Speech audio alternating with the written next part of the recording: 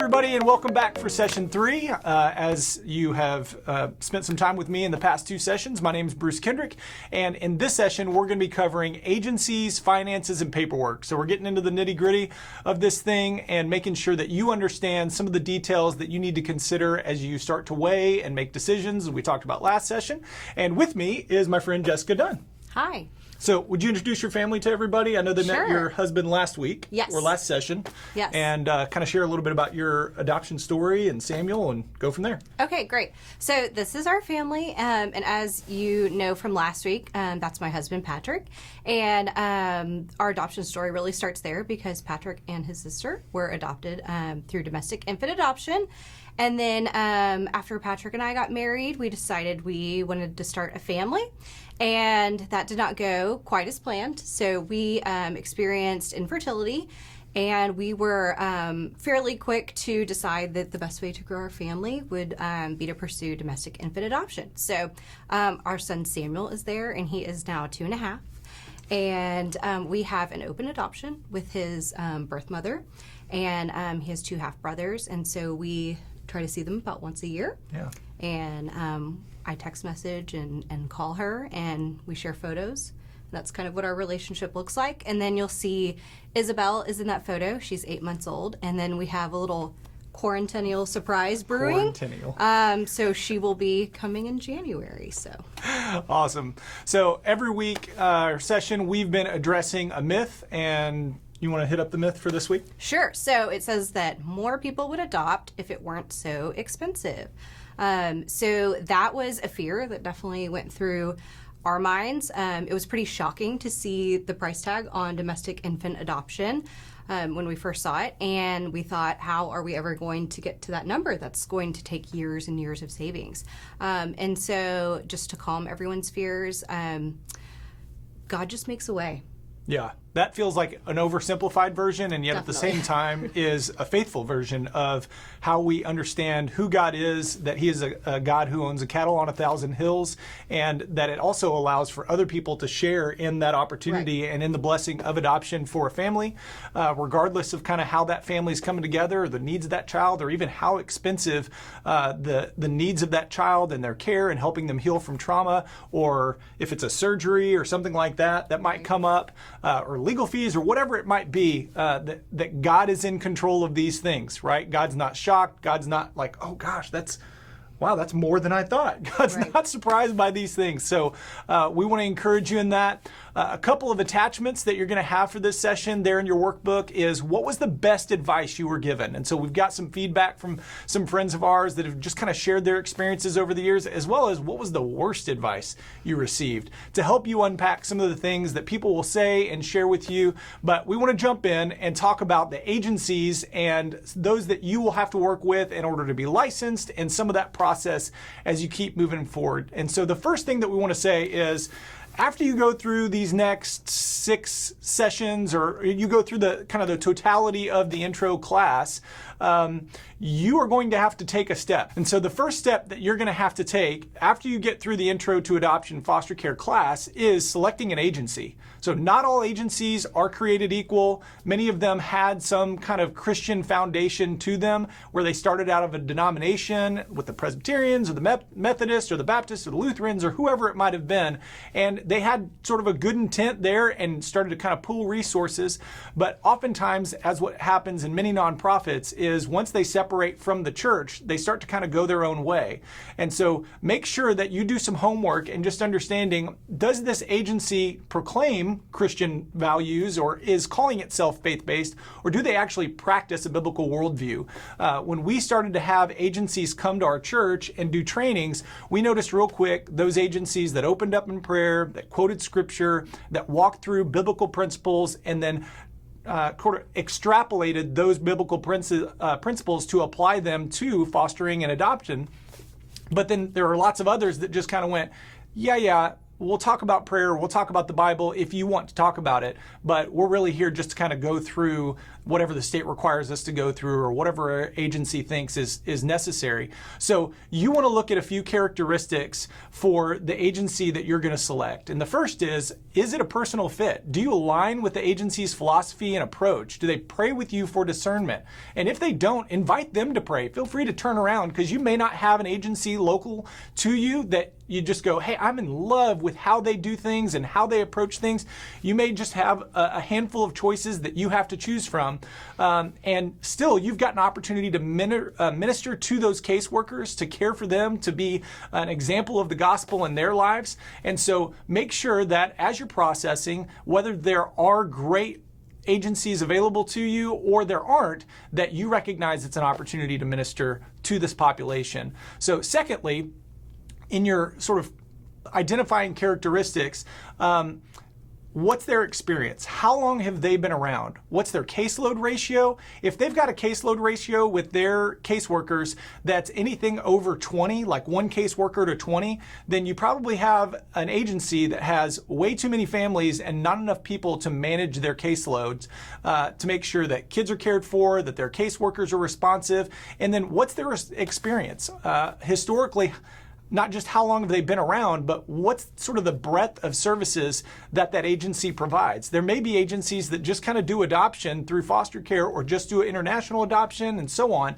And there may be other agencies that do post-adopt services or prevention work or behavioral health services alongside their foster care services. So be considerate about those different dynamics as you consider which agency you select. And then lastly, what kind of integrity does your agency have? Are they ECFA accredited? ECFA stands for the Evangelical Christian Financial something or another.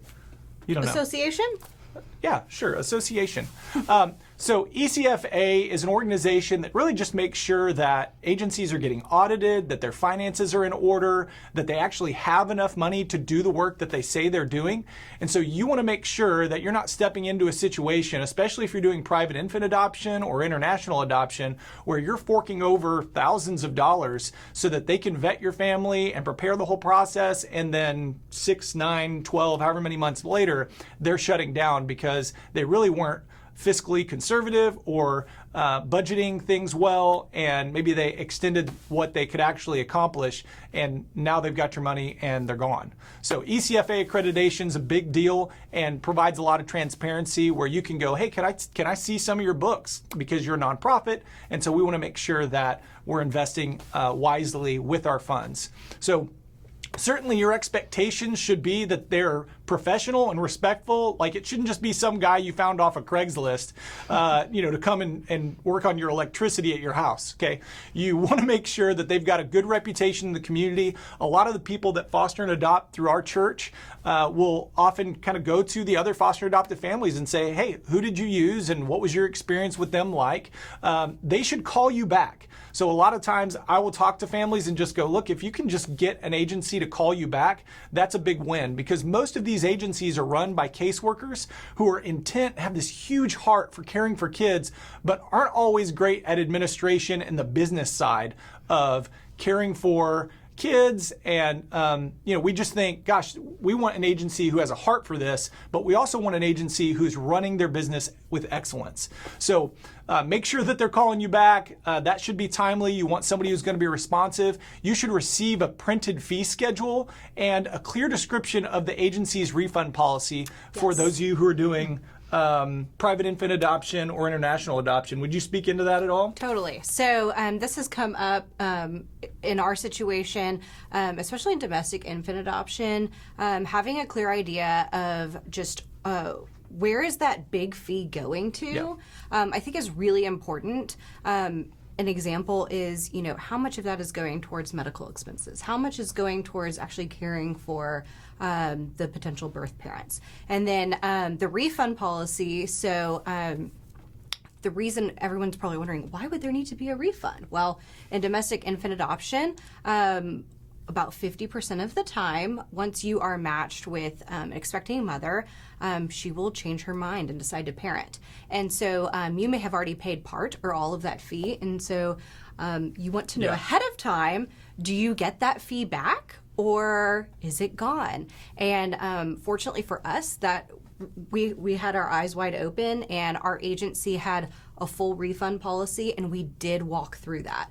And as hard as it was to walk through an adoption plan that did not come to fruition, it would have hurt even more to lose all of that money. And I've seen friends walk through that, not really realizing it, and it's just an extra sting to lose sometimes $10,000. Gosh. Yes. Yeah. So when we say refund policy, we're not talking about you get a kid and decide, I'm not so sure about this. Right. That's not the refund policy we're talking about. That's not how this works. Okay. But what we are talking about is exactly what you just explained. So the third thing we want to make sure you understand about your expectations for your agency is that they differentiate between their policies and what they're legally required to do.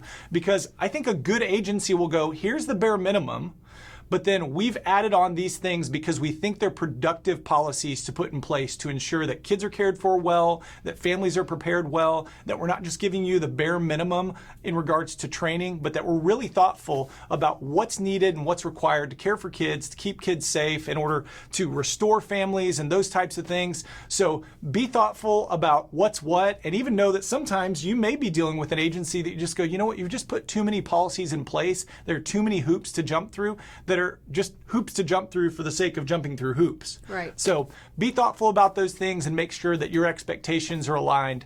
Certainly your Christian worldview should be respected, especially if you're working with an agency that's either just kind of by Christian name only or a secular organization where you go, hey, we're not going to promote homosexuality in our home. So if there's a child that's placed in our care that's struggling with their gender identity, and you're telling us we've got to affirm that, we can't do that because it's not constructive or healthy for that child to continue to lie to them that God hasn't created gender, or that if a girl gets pregnant in your care or is pregnant coming in, that abortion is a good option. So these are some of the things that we're experiencing in our world today, and recognizing that as Christians we have to continue to be set apart and yet still live in the world that we're in and love people well and stand in truth. So you should receive timely updates regarding your placement.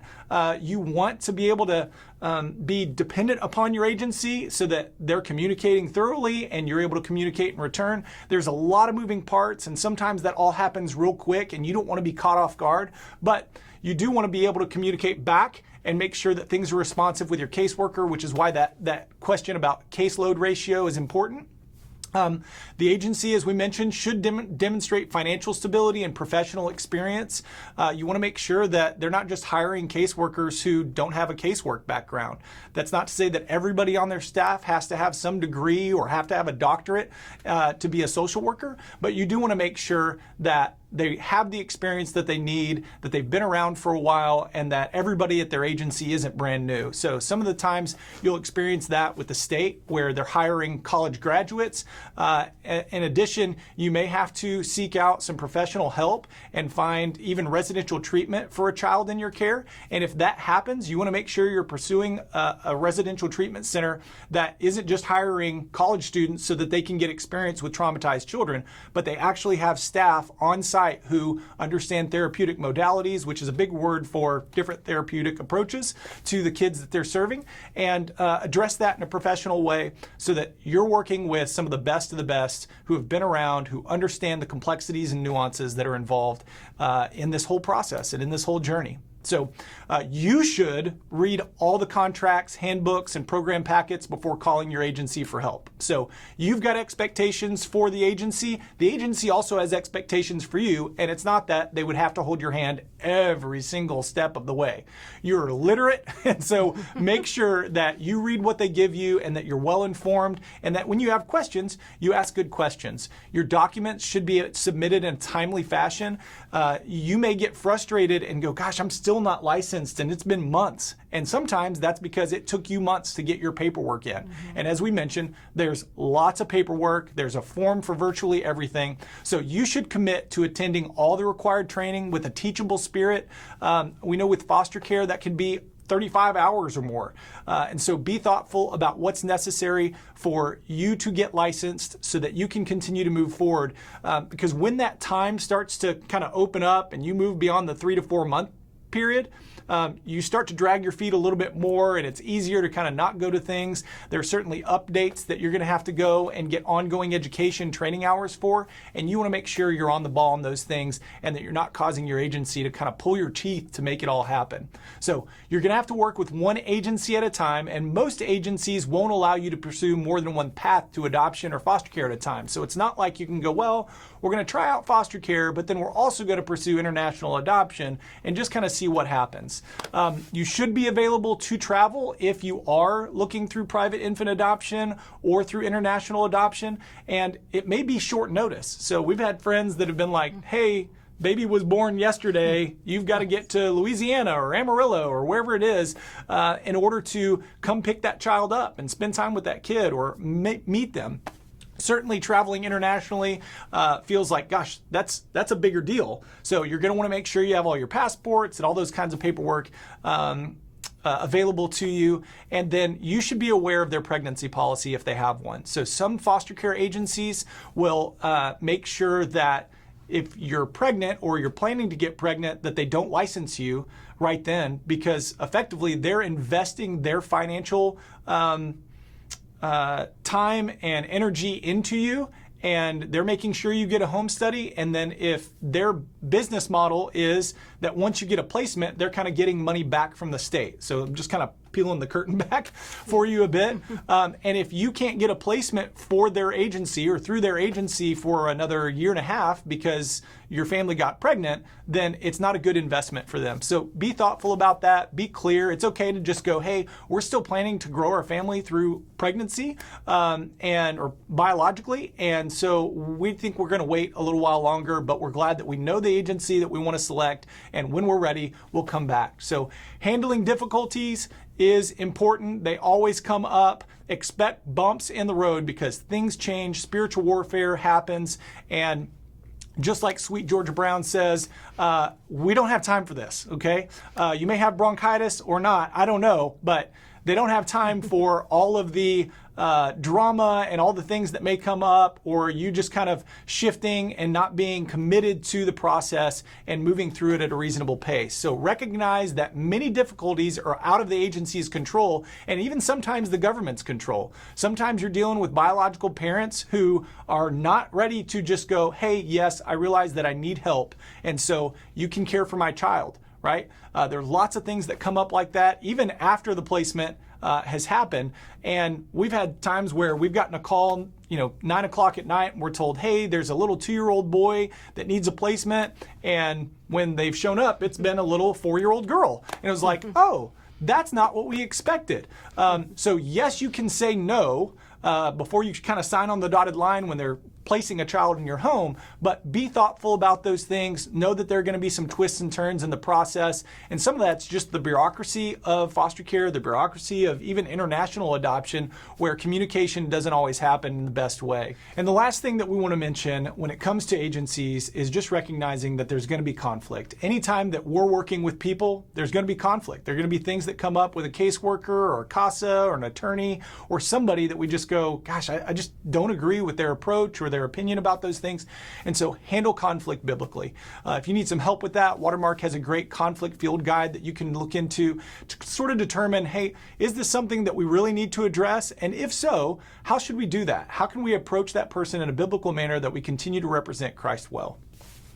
I was going to make one comment about how important it is to work with one agency at a time. I've seen a real life example of where that comes into play. And so I've had some friends in domestic infant adoption who wanted to, widen their horizons, I guess, have a better chance at getting a placement faster, so they worked with more than one agency, and then they found themselves in a sticky situation where they had a potential match, is what we call it, with a potential birth mother. And they were in a situation where their yes couldn't be yes, because if they said yes to both situations, what if both women chose them to parent their child? Yeah. And so as Christians, we want our yes to be yes and our no to be no, and working with more than one agency can cause you to stumble in that area. Yeah, great. So that's section on agencies. Let's transition and talk about finances and kind of how you're going to be fiscally responsible and move forward with that, with your own finances, as well as those who might support you and engage with you through foster care and adoption. So adoption costs often go to care for many children who aren't adopted. And so that's a great place to start when we think about that big number that we see. I know, at least, obviously, my experience is domestic infant adoption, so I speak a lot on that. But a big part of that cost is the fact that these agencies will counsel and speak with women who are experiencing unplanned pregnancy. And I know, for example, the agency we work with, they told us that they would speak with 100 to 150 women a year and counsel them, but only make about 15 adoptive placements a year. And so a lot of this counseling was starting at the decision of, do I choose life or not?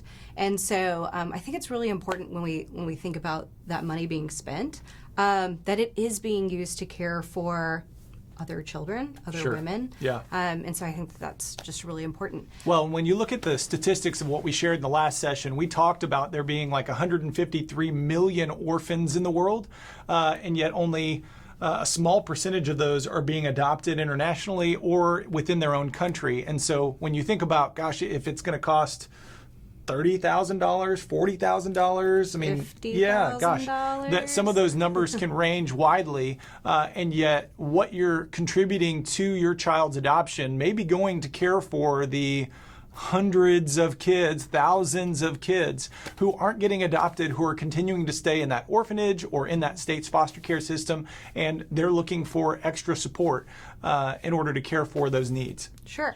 And so this last bullet is just about the opportunity to see God's provision for us. And I mentioned at the beginning when we were talking about that myth on, the huge adoption costs, and I just said, God will make a way. Well, I have a specific example. And so domestic infant adoption, like I just said, was almost $50,000. And that was a scary number to us. And we were very fortunate that we had a couple in our community group that just sat down with us and said, hey, don't let that number be the reason that you don't start the process. Yeah. Like, just get going. If you get, if you get a placement tomorrow, we're ready to write the whole check. And, it was about 7 or 8 months later, I believe, that we were matched for the first time, and that money became due, and we didn't have all of it. And so even though God had been faithful to provide a big chunk of it, we didn't have all of it in our account. And that couple stepped in and wrote a really big check for us. Yeah. And it's amazing just to see how God used them and what he'd blessed them with to in turn bless us. Yeah. So some of you don't know families like that. You don't have friends with, sort of a, hey, we can write the whole check right. To kind of fill in the gaps there. That doesn't mean that God's not still moving you in the right direction. And so we've got to be faithful. We've got to be trusting of who God is, that he is going to provide, and yet also be open and honest with ourselves about where we're at financially. So if you're kind of processing, hey, should we take out a second mortgage on the house? I think the answer I can pretty assuredly say is no. You don't necessarily want to put an adoption on your credit card either. And there are people that have done that and tried that and gone, look, it's worth it because we're dealing with the life of a child here. So I completely get that, but let's be wise, let's seek counsel, and let's think through some of those different aspects, right, of the financial considerations of this whole process. So when it comes to foster care, there's a daily reimbursement of about $20 a day or $600 a month. And it really is kind of set up in a reimbursement type of situation, as opposed to, hey, here's a lump sum of money when a child first comes into your care so that you can go and buy new clothes or beds or furniture or whatever that child might need for your home. So keep in mind that your county or parish may actually have some resources or some finances that's available to help those kids get clothes as well. I know that we have kind of child welfare boards that are consisting of appointed members from our county commissioners who then kind of have about $300, sometimes $200 each year to help that child get new clothes whenever seasons change or they're going back to school or things like that. So keep those things in mind as supports that will help the child in your care be cared for if you're going through foster care. Medicaid is provided and covers medical, dental, vision, mental health. It doesn't cover braces. However, as you're processing through sort of the medical needs of a child, if you are already going to a specific pediatrician or a specific pediatric dentist and you go, hey, we're going to be fostering, would you be willing to see these kids along with our biological kids, assuming you already have those kids in your home? You may get somebody that goes, yeah, we'd love to do that. And so make sure that you ask before you just kind of go, well, we've got to go the Medicaid option, because that can be a bit of a frustrating process to try and find those professionals who are open to another client and willing to take some patient on. Those aren't always just readily available because it is Medicaid and they reimburse at like a fraction of what other medical professionals will receive. So kids in foster care do get free and reduced lunch at their public schools that they're in. I talked about the annual clothing stipend from a county child welfare board, and then they also qualify for WIC, which stands for Women, Infants, and Children, and SNAP, which is kind of like food stamps for formula and other basics. So if you find yourself kind of in this and you're going, gosh, we're just not that well off, but we have a heart and we have space and we want to care for kids as best we can, but we're going to need a little bit more help, that's another option.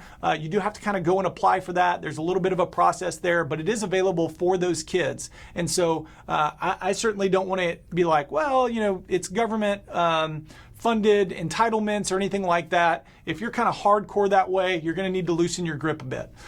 There is often a monthly post-adoption subsidy that's paid until the child becomes an adult when you're adopting from foster care, and that's dependent upon kids who qualify for those subsidies through the federal government or through your state government. And we'll talk about that a little bit more here in a bit in regards to what some of the criteria are to qualify for those things. But that amount where you go from $600 as a foster care reimbursement typically is more like $400 for adoption, because the state is effectively saying, hey, you're stepping in as the parent now. We recognize that this child has some extenuating circumstances and we understand that, but we want to make sure that you understand you're the parent now, not the state anymore. So there are some cost variations when we get into talking about international adoption, depending upon the country that's selected, the special needs of the child, if there are any, travel requirements, because some countries will require you to travel twice, and then some countries may say, no, you got to travel 3 times, and there are even countries, I think like Rwanda, who basically say, you got to live here for a month.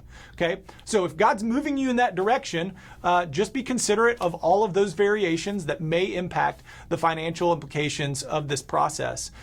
Exchange rates certainly is something else to think through. The choice of your agency and whatever they provide or whatever their requirements are and costs for their caseworkers or attorneys or the paperwork and things that are being filed with the country that you're working through. And then there are lots of cost reduction measures that can be taken into consideration as you think about tax credits and what your work may help support. And so be a good detective about searching those things out so that you can find kind of ways to cut costs and yet still maintain the integrity of the process. So there's some strategies and some information and resources that can help reduce the cost and financial risk of adoption. So I mentioned some of the company benefits for employees who adopt. You can go online and look at the Dave Thomas Foundation. They've got lots of resources there, but they also have a list of kind of all the companies that do like matching for the qualified expenses for your adoption, especially if you're traveling overseas. Usually if you're adopting through foster care, this kind of stuff doesn't apply because foster care tends to kind of pay for itself in many ways with state subsidies and different benefits that come along. But there are church resources that I would encourage you towards. We mentioned from the beginning that you should not be doing this process or taking this journey on your own. This should be something that you're bringing not just maybe your small group or community group or church Sunday school, whatever your church calls it, along with you, but this should also be something that you're bringing more people along and saying, hey, you can invest in this way. You can be involved in this way. You may not be able to care for a child right now, but financially you could support us as we move forward. One of the things that we've benefited from and just been blessed by is one of the families in our community group adopted and then had a really hard time caring for their son. And so he had to go into residential treatment and be cared for because his trauma was really deep. And they kind of turned around and went, look, we as a church said that we wanted to prioritize adoption, that we believed that was a biblical mandate that we should be for. But now that we've adopted and we're struggling, is the church still going to support us and come behind us and make sure that our child can be cared for so that we're not having to turn around and go back to the state and say, look, we can't care for this kid. He needs to go back into foster care. So that is absolutely tragic. And it really is a kind of just a blight on the church's movement in this world of promoting adoption and recognizing all the beauty that comes from this journey, and yet doesn't turn around and recognize some of the reality and the hurt that really is deep-seated both in the lives of these kids and in the lives of parents that are trying to care for them. So engage your church in that. If you're not turning around and going, look, church, you've been equipped to support us. You've been equipped to care for us well. We want to make sure that these kids are going to be cared for, that they have every opportunity to succeed and to heal and to grow and to process with us, that they can be surrounded and wrapped around, and that these families have it too. And so they came back to our community group and said, hey, we need some financial help getting the services that this child needs. And we got to go, man, that's awesome. Like, what an incredible opportunity for us to wrap around your family. And we got to kind of widen the circle and invite more people as the needs were really bigger than what our individual community group could support. So be thoughtful about that. Make sure that as you're partnering with other organizations, whether it's agencies or organizations that do like adoption funds and grants, that you're thoughtful about not just how do we pay for adoptions, but then how do we wrap around these families long term so that families can thrive. So we work with an organization called ABBA Fund, and we do some no-interest loans and things like that. And it's typically not the first money that comes in when we're considering adoption funds and paying for all the different things. So let's say it's $20,000, $30,000 to adopt a child, whether it's private infant adoption, embryo adoption, or international adoption.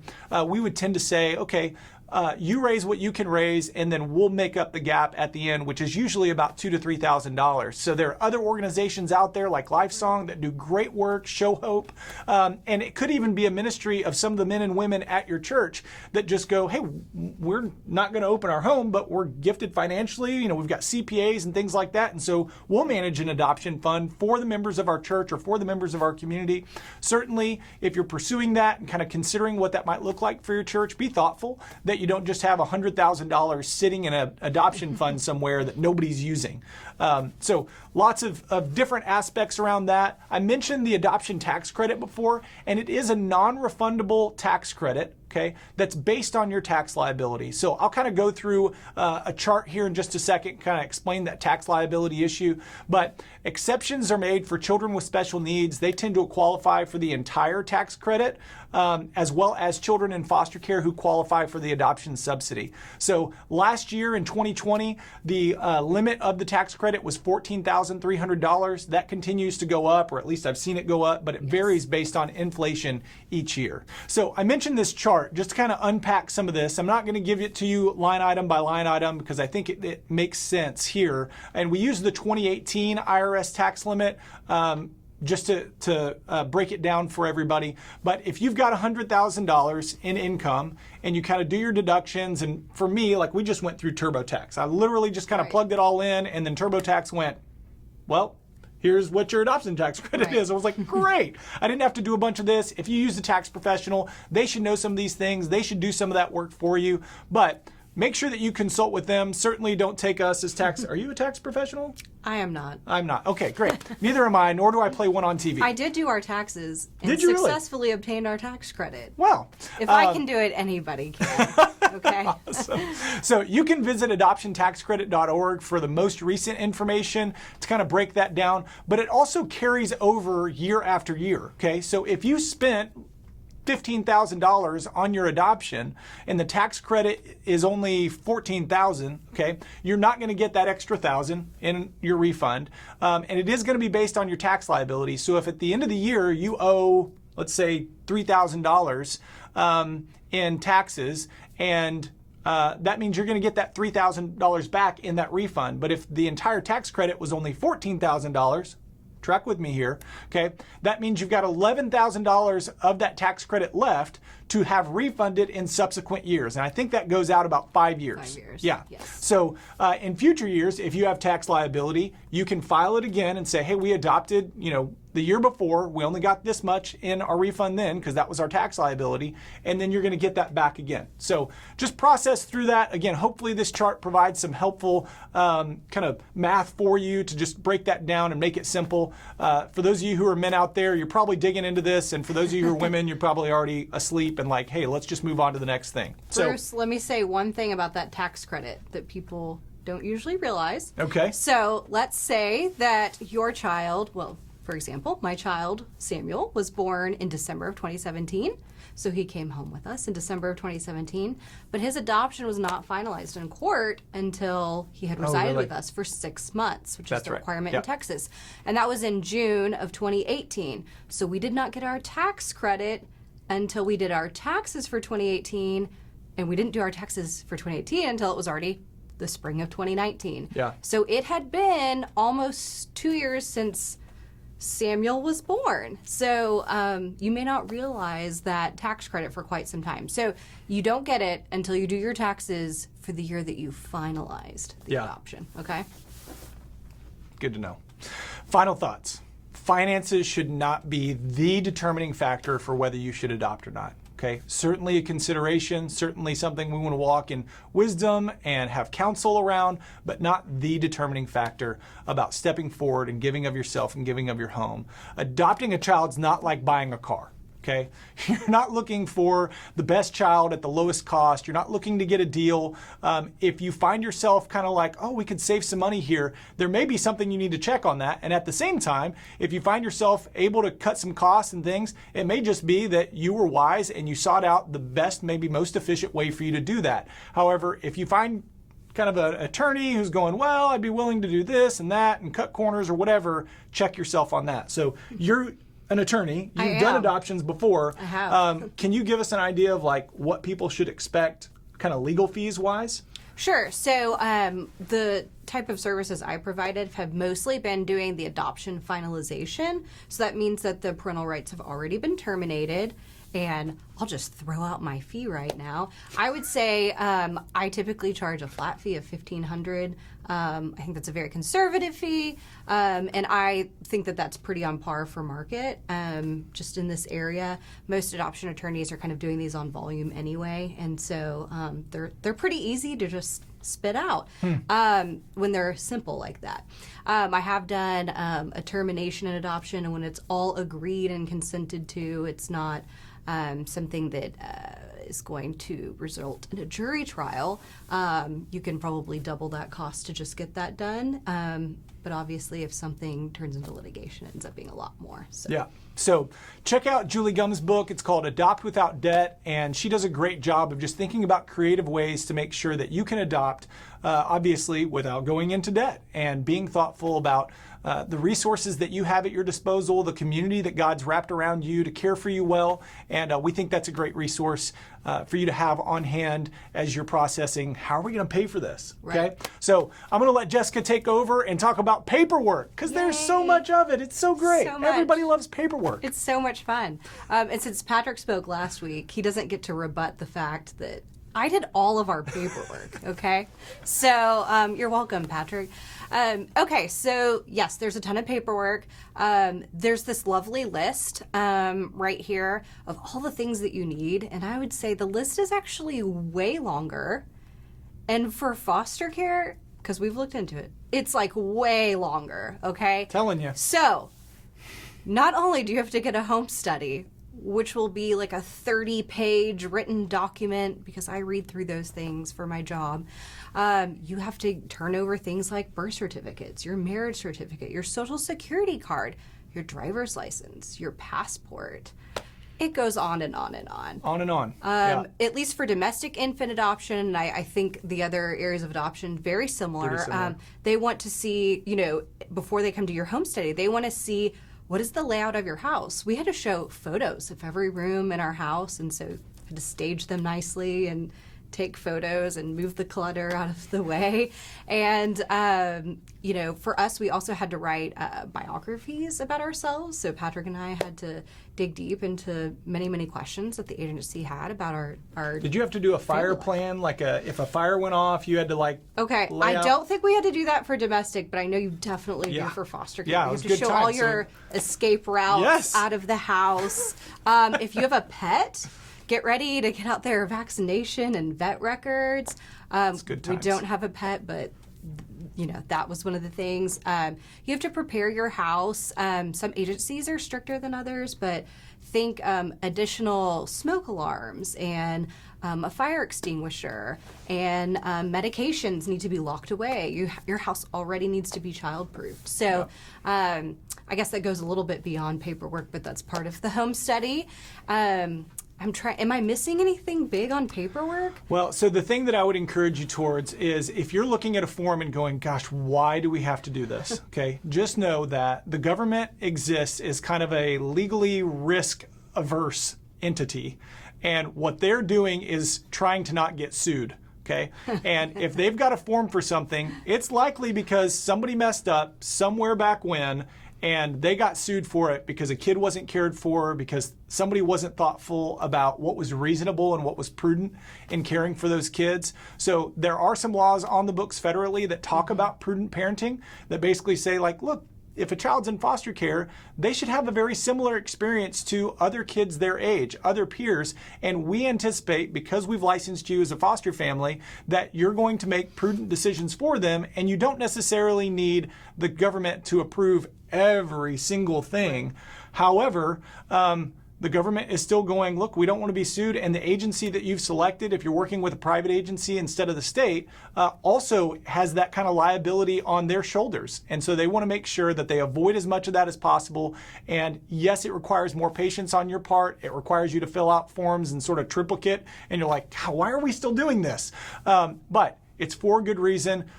When the state is looking at you as an adoptive family, they're looking at you as, is this somebody that is going to care for this child past the age of 18, right? And make sure that they're safe, make sure that they grow up well, make sure that they're disciplined in appropriate ways. They're not just going, well, who's got a bed, who's got a home, and we're indifferent towards that. A lot of these caseworkers are incredibly, I don't want to say picky, but they use a lot of scrutiny in looking at a family and just going, hey, is this going to be a good fit, or is this family going to give up on this kid and this child's going to be back on my caseload where I'm caring for them again? So this paperwork represents you. Your home study represents you.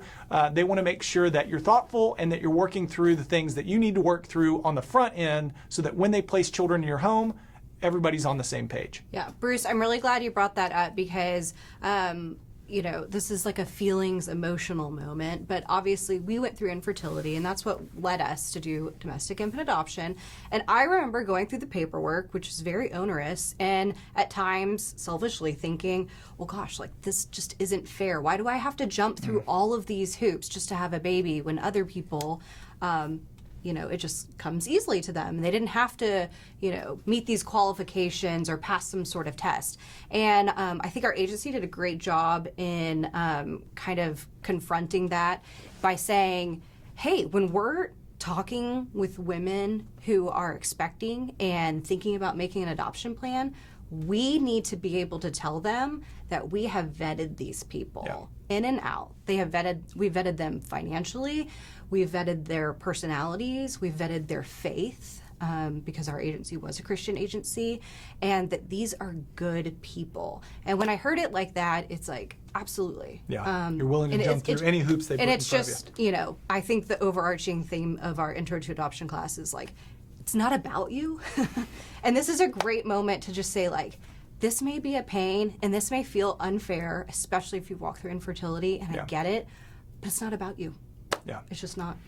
So that's a great way to wrap up session 3. Thanks so much for tracking with us, and we're looking forward to jumping into session 4, where we're going to talk about engaging your care circle and making sure that the people that are supporting your family are ready to go, and they're equipped, and they're able to jump in at a moment's notice and make sure that you're not walking this journey alone. So thanks for being with us for session 3.